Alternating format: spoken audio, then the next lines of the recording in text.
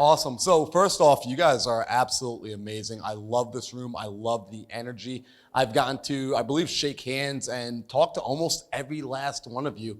And the energy through the roof is amazing. So Sumner, appreciate you for bringing these people out. And guys, go give yourselves a round of applause for even being here, to know to be in this right room. So what we're gonna be talking about is the stuff you should have learned in school, but you didn't. Because like Sumner said, your mindset, your level of personal development will ultimately gauge how far you go in any endeavor, any business, land investing including. So I wanna move this over here to Warren Buffett, a quote from Warren Buffett that says, "The best investment you can make is in yourself." Warren Buffett is arguably the greatest investor of our time. Whether you invest in stocks or not, what he's been able to do has been absolutely insane. The man is worth over $100 billion. That number is a very unfathomable number. And he says, if you ever ask him the number one investment, like, Warren, what's your number one investment? He'll tell you it was a Dale Carnegie course on how to win friends and influence people when he was a younger man. It wasn't a certain stock. It wasn't the right pick in a good business. It was an investment that he made in himself. So I want to talk about those sort of things. Now I'm going to go into my origin story a little bit. That way you guys can understand who I am and why basically I get the microphone right now. So let's go back to, I was in my mid-20s. This is early October 2019, around that time. I'm in my mid-20s. I'm a full-time parkour athlete. I was living at home with my mom and my sister in New York, making absolutely nothing. I was working 3 jobs, barely making $20,000 a year. I was dating a woman 12 years older than me with 2 kids. I was doing full-time in college, 18 semesters, 18 credits per semester, and no one around me to teach me how to have a better life, right? And this is pretty typical for any New Yorker. If anyone who lives in New York, this is like kind of the average life resume, like you're doing a lot of stuff going nowhere. And so I started to realize, okay, I need more out of life. I want more out of life. In fact, I worked in, anyone ever work in a restaurant before? Dang. All right, so y'all get it. So I was working in my restaurant, working in a catering hall. It was an Elks Lodge, very much like a Knights of Columbus. And I'm never gonna forget this event. I'm standing there on another Friday night. It's around midnight, because after doing all the cleaning or doing all the work, I would stay after and do janitorial cleaning for an extra $50 just to hustle and make some more money. And I throw the mop down on the ground because I'm looking at this stupid building and I'm like, how many more times am I gonna clean this same stupid bar? How many times am I gonna go and clean that same stupid kitchen? I don't wanna do this anymore. It's like Groundhog's Day. And so I did what I now refer to as the rocking chair experiment. I had never done this before, but it was the first time I did it. I actually closed my eyes and I envisioned myself as a 90-year-old man. I saw myself on my rocking chair. And I was, from that vantage point, reflecting on the life I lived. And what he started to see, he looked back and I did it. I finished up college, I got my graduates, I was a doctor for physical therapy. I had the job that started around 80,000, maybe worked my way up to about 150. I was married, I had the 2 kids, the wife, the white picket fence. I had that stupid dog that kind of barks a little bit too much and you kind of just want to do that with it, but you can't because the kids have grown attached, right? Like, I'm just being real, like that's what I saw as my life. And let me first say this, if that's the life any of you want, please don't let it sound like I'm talking like crap about that life. Just for me, that life felt like settling. And in that like state, I went back to the old man, like the 90-year-old man, and the only emotion I can feel coming from him was regret. It was just regret, overwhelming. And so I started to talk to him. I'm like, what did you want to do? His only response was, I don't even know. I just wish I went for it. In that moment, I snapped back to standing there in the Elks Lodge in the same bar. I quit my job right there on the spot. Now, it was 1 o'clock in the morning, so I actually had to come back the next day and quit again. But I had made up my mind and I got crystal clear that I was going to go and find something better. So I wish I could tell you I immediately landed on real estate and I learned about land. And I didn't know all that stuff. I just knew I had to begin the search. And some of you, that might be where you are. You just know you've got to look for something different. But if you're in this room, you already know land's the answer. So let's talk about what I've done since then. We're going to go through a quick little resume, which is I got very focused. I got clear. I bought 10 doors in 45 days using none of my own money. I currently own a portfolio of around 21 doors. Those are some of the HUD statements actually from when I got crystal clear on, hey, I'm buying rentals because I used to wholesale. I hosted my first mastermind, which went off without a hitch. It was absolutely amazing. It was a life dream of mine. I interviewed my first billionaire. Yesterday, Michael was talking about eXp Realty. That's Glenn Sanford. He's the founder of eXp. Amazing dude. Became a speaker, been able to speak on many stages in front of hundreds of people. Learned from Jim Quick, Pace Morby, Dean Graziosi. This was a few weeks ago, hanging out with Pace and Jerry Norton. On track to building a new business right now, which is an online coaching business where we've already done close to $80,000 in sales. And I'm going to scale that up to about $150,000 per month in the next 90 days. Ran my first ultra marathon. This was last week in Georgia. And I let God be the CEO of my life. So thank you. Appreciate that. So why am I sharing all of this with you? It's because I discovered a framework for changing my life. I discovered a framework to creating success, and I want to share that with you because ultimately I was working with a bad formula. I was working with this lower formula down here of do, be, and have, right? And I'm going to tell you what that formula of do, be, have produces. A lot of nothing. And let me talk you through this for a second. This is what most people find themselves doing where they have all the resources, but they're not producing any of the results, right? Has anyone ever felt like that? Has anyone ever, by a show of hands, anyone felt like I've already bought the course, I've read the books, I've watched the videos, and I'm still not producing the results I want to be producing, right? Because that's where I was at when I was first getting into entrepreneurship, and if the rest of you didn't feel like that, then you're amazing, you're rock stars. But I felt like a total idiot because it was taking me months and months and months of cold calling, sending the text messages, knocking on doors. I would actually go out and door knock, and I wasn't producing anything because I was so focused on the doing that I didn't pay attention to this word, right? The real formula you want to be following is be, do, have. It is so absolutely critical to your success that internally you get crystal clear on who it is you want to be. That you make up in your mind that you are the successful land investor, that you are the successful entrepreneur, that you are the rock star husband, the rock star wife, the father. You understand who that is and you become that man or woman first. And then you go out into this world and you take the action that Sumner is showing you.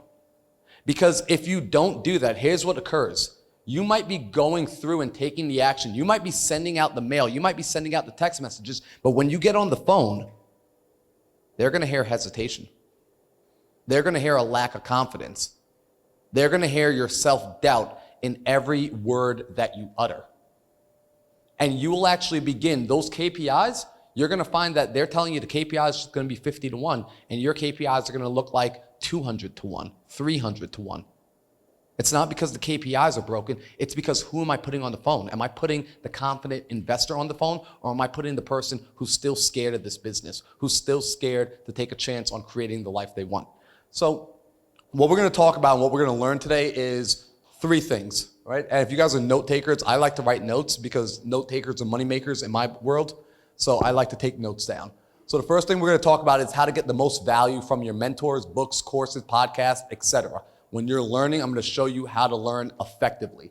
The second thing we're going to talk about is how your mind actually works, because we think in picture, and I'm going to give you a picture of the mind to work with. Not knowing this is costing you literally millions of dollars.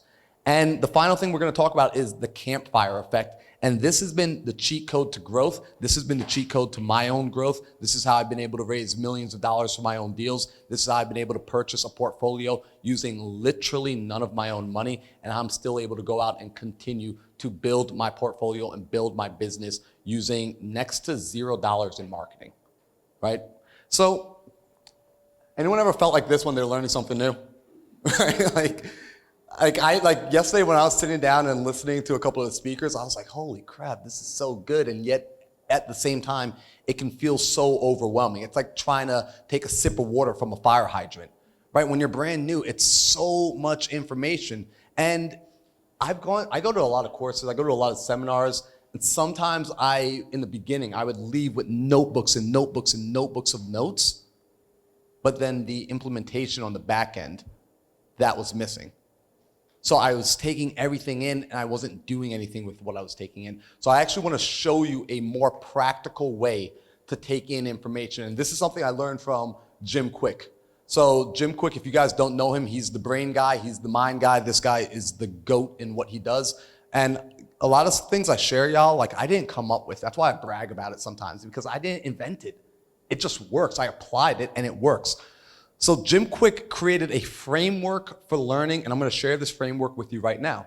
So when you're learning, I want y'all to ask yourself this question. As the rest of the speakers come on here today, I want you to use this framework. The first question you're going to ask yourself is, how will I use what I am about to learn? You're going to ask yourself, how will I use what I am about to learn? Because this will start to get your mind thinking, okay, I'm learning sales from Dennis. How am I going to use what I'm about to learn? Dennis is telling me that I need to become a better storyteller. How am I going to use this? Okay, well, when I'm explaining a double close to this individual, I need to be able to use a story to relate it to them, because stories sell and facts tell. So you're recognizing this is how you're going to use it. You're going to use storytelling to explain complicated concepts that you yourself did not understand before you got into this industry. By the way, if y'all are in sales and you're on the phone negotiating, please stop using all the crazy cool jargon that you think makes you sound smarter, because before you learned it, you had no clue what it meant, which means the average landowner, the average property owner has no freaking clue what it means. And so when a confused mind hears things it doesn't understand, it immediately walls off and shuts down and says no. Always remember that. So you start asking yourself, how am I going to use what I am about to learn? From there, we want to ask ourselves, why must I use what I am going to learn? This starts to give reason and emotion to the information that you're gathering. Figuring out why I must use what I'm about to learn, because it will help me make more money, because it will improve my KPIs, because it will improve team morale. Whatever it is, you need to associate a why, because when people understand why they're doing something, they will do it with way more effort, way more energy, and way more enthusiasm. And finally, you're going to ask yourself, and this to me is the most important question of all, when and where will I use what I'm about to learn? I cannot tell you how many times I see people gather information. Oh, this is so good. This is life-changing. And it never gets applied. When you really want to take information and change your life, you need to put it on your calendar for a time and place to be used. When I was learning my sales and negotiation skills, as I would learn a new story to tell or a new metaphor to use, I would actually say to myself, you know what, 9 o'clock, I got to start my first calls. I am using this story today on a negotiation call. I'm absolutely using it today. I'm going to figure out a way to lead the conversation so I can practice it, so I can get repetition with it. If I don't have any calls lined up today, I am scheduling a role play later today. I'm going to use this information. This is how you start to change your life.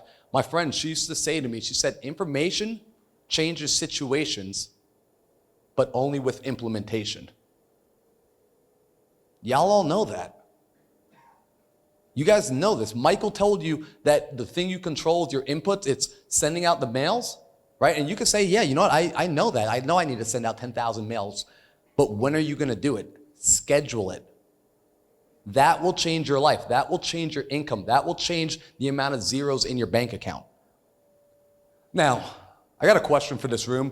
What does the mind look like? I want to talk about what the mind looks like, because I want to show you how to change it and how to program it. So anyone, give me an answer if you guys know, what does the mind look like? If I said picture the mind, what comes to you? Any answers? The brain? That's the most common answer. Any other answers? Right? Typically the brain is the answer I hear the most often.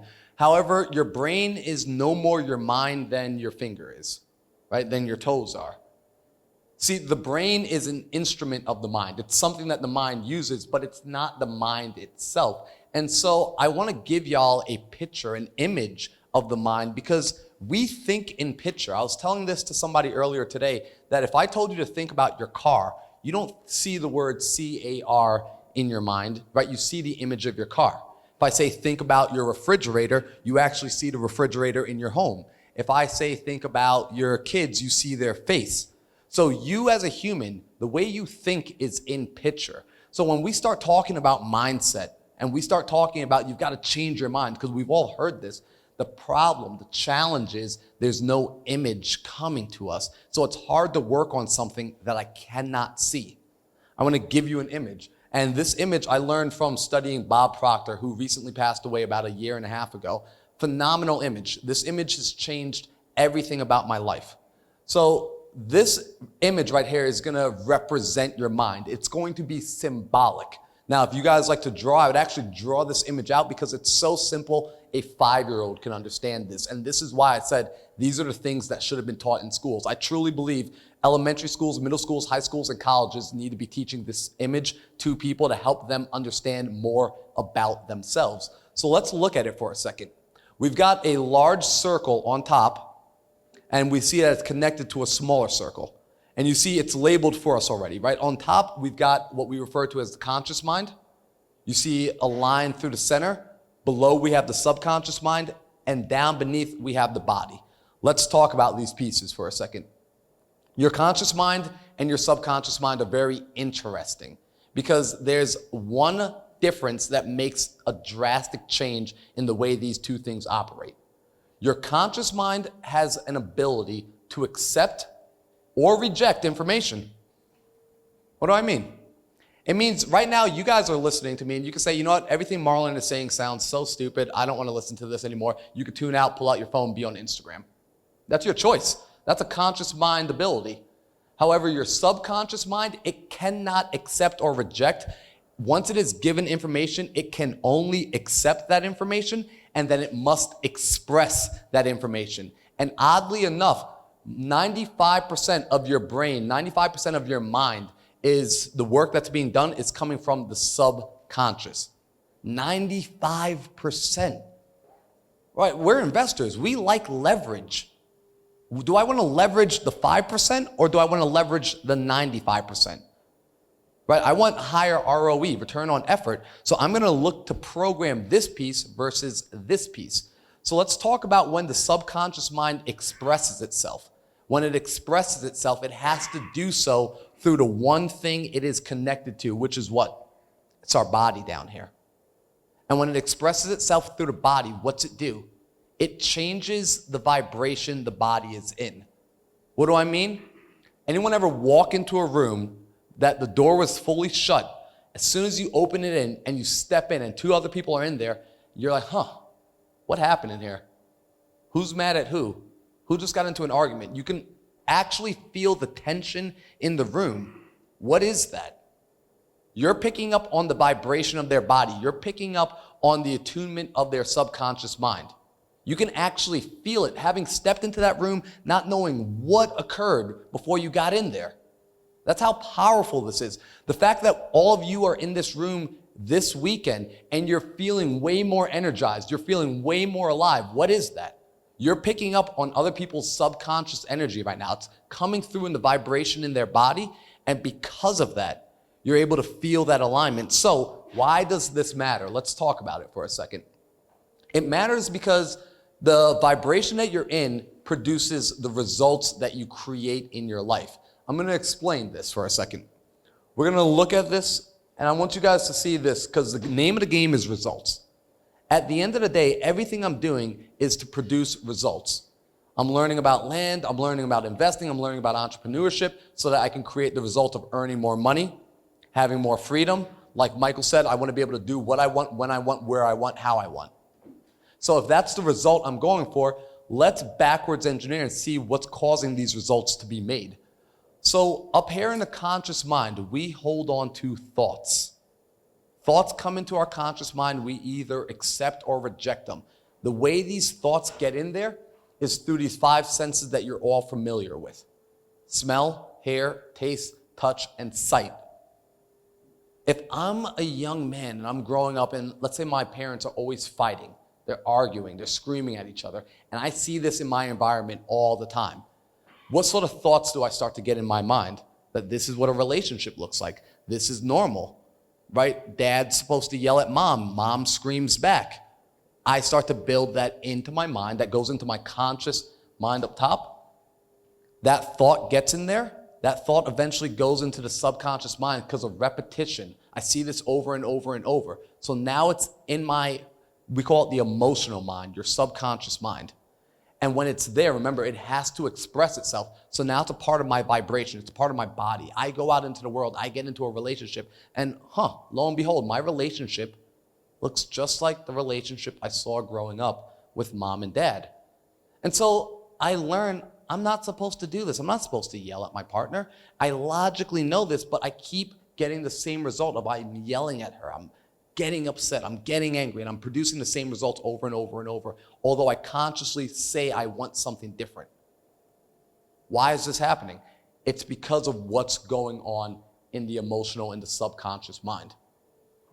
It's already stored in there. So in order for me to begin changing the results I want, it can't just be that I change the thought I have up top one time. I actually need to change what is being held down here in the subconscious mind. So if my results live in the outer world, right, because that's where results live here in reality, and my thoughts are being produced by the results I see in my reality, I'm kind of in a conundrum, right? Like I'm the poor kid in the hood that can't get out of the hood because all I ever see around me is poverty. How do I get out of that? Right? It's a fair question because I want you to be able to change your subconscious mind whenever you need to. Well, here's the thing. You either do like what y'all are doing right now, which is you literally change your environment. You go and you get around new people. You enter into new rooms. You move from the neighborhood that you're in if that neighborhood is not helpful. However, the truth is, I'm a realist. Everybody cannot just pick up and leave. Right? You can't. Like some of you have families. Some of you, mom is sick and you have to stay with her. Some of you have kids and they're in the school district. Some people have life circumstances that cause them to have to stay planted where they are. So what can we do? Well, here's the cool thing. Your mind, right? You were taught about your 5 senses in elementary school. You were not taught about your 6 internal mental faculties. And I'm going to talk to you about these right now because these will change everything. You got perception. You have will. You have imagination, intuition, memory, and reason. Now, due to time, we're not going to talk about all 6 of these right now. I would love to talk to you guys about all 6 of these. We could talk for about 4 hours about all 6 of these. We could talk for way longer than 4 hours. 4 hours would be short. But for now, we're going to talk about 2 major ones. Actually, we're going to talk about 3 major ones. We're going to talk about perception, will, and imagination. And here's why. Let's say I am living in that environment where right now, and many of you probably already feel like this, you're the black sheep of your environment. You clearly have noticed you think differently than most people around you. You think with an abundance mindset. You think with a growth mindset. You see opportunities where other people do not see that opportunity. And although your reality might say you're just looking at a piece of dirt, you're like, no, I'm looking at 50 grand on the ground. That's what I see. Your imagination will allow you to create the image in your mind of what you want to make out of your life. However, that's not the place you stop, right? You'll make that image and you'll put it into your conscious mind. But again, up here, it's only doing 5% of the work. It's not until what I'm imagining gets into my subconscious mind that I'm able to make a difference in my life. And so I want to figure out, how do I get this new thought that I imagine of a better life, of making more money, of earning $100,000 per month, every month net? How do I make that come down into the subconscious mind? I leverage imagination and will. Because your willpower is the ability to keep your focus. It's to keep your attention on something for as long as you want. Now, will is like a muscle. Your willpower, it's finite. You do not have unlimited will every single day. Just like your muscles, if you go out to the gym and you work out and you squat, At some point, the muscles fatigue. At some point, your willpower will fatigue. So how do we want to leverage our will?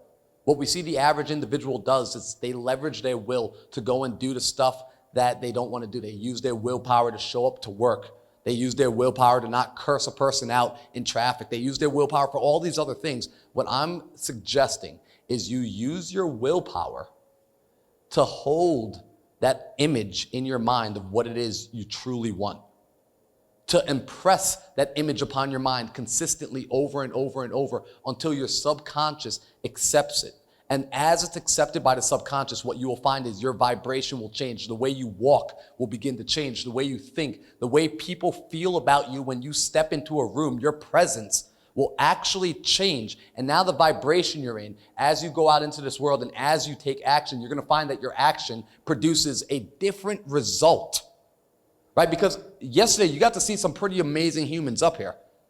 Right? You got to talk to Sumner, to Ryan, to Dennis, to Michael. And don't they carry themselves a certain way? Isn't there a confidence about them? There's an aura about them. There's something that suggests that when they lock their mouth and they lock their eyes and they lock their heads onto something, they are not stopping until they make it happen. And there's a belief system from them that they will make it happen. And even if you don't believe what they believe, you believe that they believe what they believe.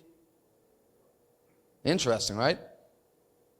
Like, you don't need the rest of the world to believe you, but you do need people to believe that you believe what you believe. And the way you get there is by using imagination and willpower to impress these thoughts upon yourself.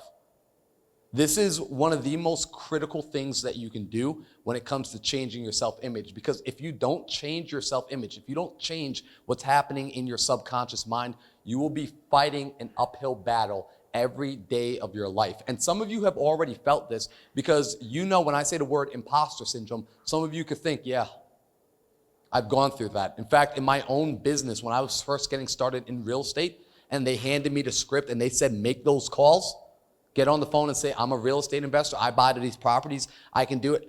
Every time I made that call, I felt like a liar. I don't know if anyone else in here, has anyone else felt like that when you first started getting on the phones and like they're telling you to say these scripts and you feel like I am just a liar? I don't buy properties. I live at home with my mom. I'm in my pajamas right now. Like, I don't think they know that I'm in my pajamas. And so I was struggling so terribly. And it wasn't until I started to see myself as the investor, until my internal confidence started to change, that I started to produce. That's when I started making money in this business. That's when deals started closing. That's when I started getting properties under contract, was when how I saw myself shifted. And here's the tough part. You've got to see yourself change before you get the results. The results are a product of the change that happens internally. Your results are a reflection of what's happening in your internal world. So, like I said, we're not going to get to talk about all of these. I would love to. Maybe one day Sumner will have me come into the Zoom and I'll get to share with you guys and we'll go deep on these. But I want to keep going for a second.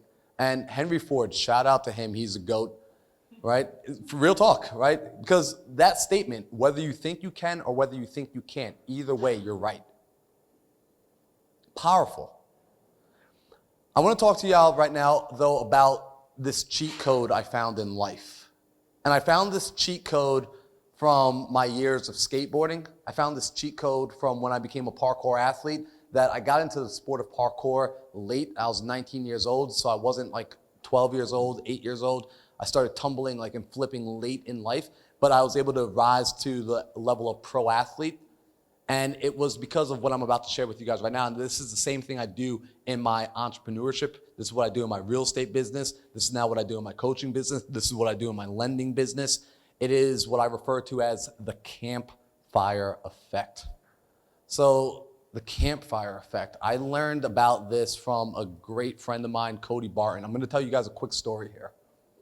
Good buddy of mine, Cody Barton. He's now very successful, multimillionaire, under 30.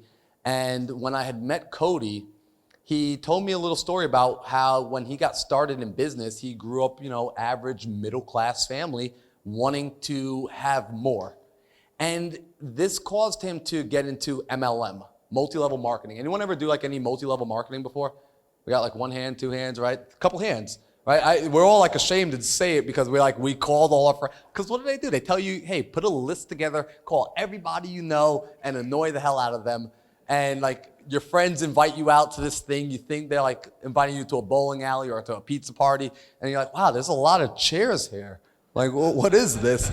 And so you learn very quickly about this whole thing called multi-level marketing. So Cody goes to a multi-level, that's where you found your wife, that's funny. Cody goes to this multi-level marketing event. And inside there, he sees the presentation. Everybody's geared up, they're ready to run through a wall. And at the end of it, Cody walks right to the front of the room and talks to the two guys up front and says, listen, I see what you guys are doing works. I see the cars outside. I see the watch. I see the suit. You guys clearly, you're doing this thing. Showing up as your most authentic self. And I know that sounds a little woo-woo. Real talk, I know what it sounds like because I'm a very logical thinker. Right? Like I love systems, by the way. Like I love systems. However, showing up as your most authentic self systematically is the only way for you to give any other human on this planet something that they cannot purchase anywhere else. Right? What makes something valuable is the scarcity factor of it. It's a one of one, right? Why is the Mona Lisa worth so much? It's a one of one. You, when you live into your most authentic self, when you're like, this is who I am, take it or leave it, is the most valuable thing and the most refreshing thing you can give another human. Because we all know what it feels like, and if you don't yet, you will as you continue to grow, what it feels like to have somebody come to you and they're just trying to say the things that they think you want to hear. It is actually a turnoff. It's not fun. It's not enjoyable. We don't like it. When you just show up and you're like, this is who I am, weird and all, hell yeah. Like even if I'm not into the same stuff you're into, I just like getting a one-on-one with a one of one. So when you start focusing on showing up as who you are and sharing that with another person, that's how you start adding value to these campfires. And then you start finding out the thing that you have might be the thing that they need. Inside of my real estate business, it grew when I stopped talking as much about deals and I started talking more about mindset because people started coming to me and saying, holy crap, you're saying stuff I've been thinking, but no one else has ever said it before. We form a real relationship. Those people start lending money to me. Those people start bringing deals to me. Those people start bringing opportunities to me. All because I started sharing the stuff that I actually care about. Like this is the stuff I geek out on this stuff. Like leave me alone on a Saturday night. You know where you'll find me? In a Barnes & Noble in the personal development section. I never get tired of it. So guys, I want to remind you of this final thing, that you have power over your mind of not outside events, but inside your events. The power is up here. So realize this and you will find your strength. That's all I got. That's a little QR code if you guys want to connect with me.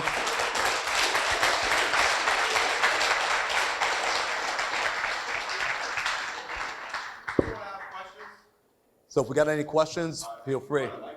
All right. Sean, we got a mic room? Thank you for that, Marlon. It was really, really impactful stuff all the way across, so really appreciate that. Some of the things that you mentioned, I think you're probably familiar with Supernatural, Joe Dispenza. Yep. Oh, I love Joe Dispenza. And so amazing. I just wanted to ask you about that and what aspects of Joe Dispenza's Supernatural kind of superimpose with some of the things that you're talking about here and how we can implement some of those things to supercharge the progress. I absolutely love that. So if y'all are not familiar with Dr. Joe Dispenza, he will, everything I talked about, what he will do is he'll bring the science behind it, and he's like a super nerd on that stuff, which I love. So Joe Dispenza will talk about ultimately a person's ability to change, right? To create these drastic lifelong changes. The things I showed you here is when you start to change your subconscious mind, you start to change who you are. So much, your outside body will physically be the same, but internally you become such a different person that people who know you well won't recognize you. In fact, most people meet me nowadays, and it's interesting. It's like how Sumner yesterday said when he got started, he was a quiet, shut in, like he didn't say anything. I seem very extroverted and talkative now, I grew up the quietest person in the room, did not speak my mind. I had nothing to say. In fact, my high school superlative was the moodiest because I was just like a quiet little angry kid. And now I love people. I love going out, interacting, because there was a paradigm shift that occurred for me years ago, which I'm trying to not start that story because I'll go on for like 2 hours. Like, Sumner, you hand me the mic, I'll keep talking. So from that standpoint, though, once you create these internal shifts and these internal changes, they have the ability to be very much like a light switch in the effects that they create, where it goes from total darkness to total illumination. And this idea that this is going to be like a slow rocket ship, like it's a exponential change that occurs in a very short period of time. The work is done in impressing upon the subconscious mind to make that change happen. But once the subconscious mind takes it and it really adopts it, the change will be seemingly overnight. So I hope that answers the question. Any other questions? What's up? What's up, Sarah?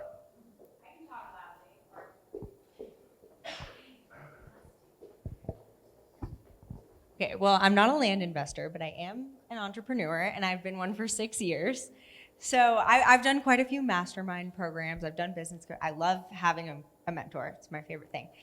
My question for you, you talked about imagination and will and perception, and manifestation has been something that's been discussed in pretty much every program I've ever done, but I've never felt like I've gotten it. So I was wondering what your approach is, like journaling, affirmations. Do you talk to yourself in a mirror? Like, what's your approach? Oh, such a good question. So manifestation it's one of those words, like, depending on the circle you're in, it's like absolutely woo-woo. Then depending on the other circles you're in, like absolutely get it. Oddly enough, every 7, 8, and 9 figure earner I talk to, manifestation, they're like, yeah, duh, like who doesn't think manifestation works? In fact, I think I was telling Joe earlier that when you look at, one of my favorite things about coming to Las Vegas, a buddy of mine presented this perspective to me a year ago. He said, look out in Vegas right now. He says, we are literally standing in the physical manifestation of a handful of men's imagination. You got the Statue of Liberty, the Eiffel Tower, a roller coaster spinning through them, Godzilla walking down the street, and a dude zip lining over you. And oh yeah, we're standing in the middle of a desert. Like, if y'all don't believe in manifestation, like we're literally walking in an imaginary playground every time we go to the Vegas Strip.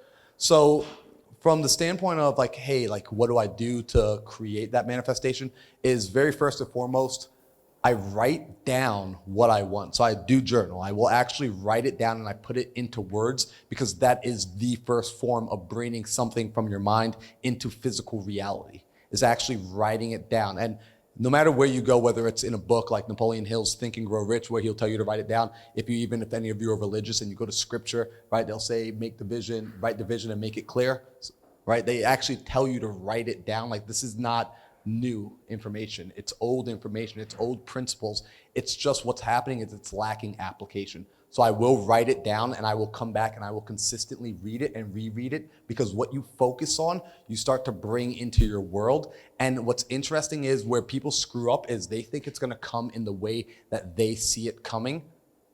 But that's not your job. Your job is not to focus on how it's going to get to you. It's to focus on what you want and to share that vision, because it will come to you in ways unknown sometimes.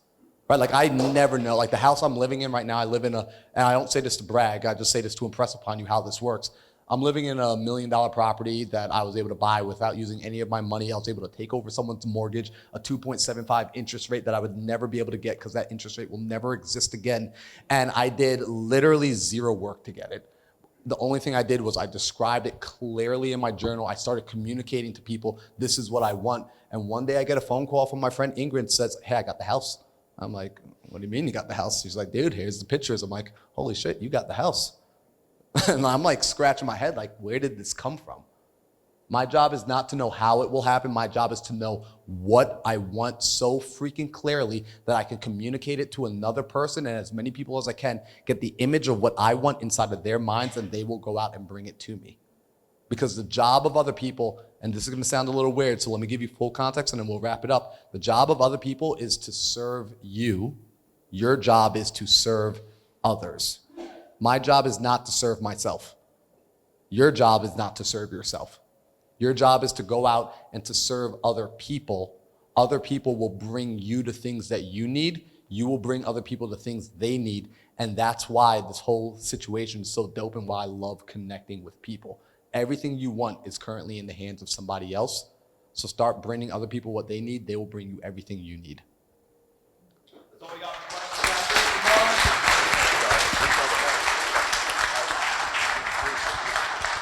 Did you guys like that?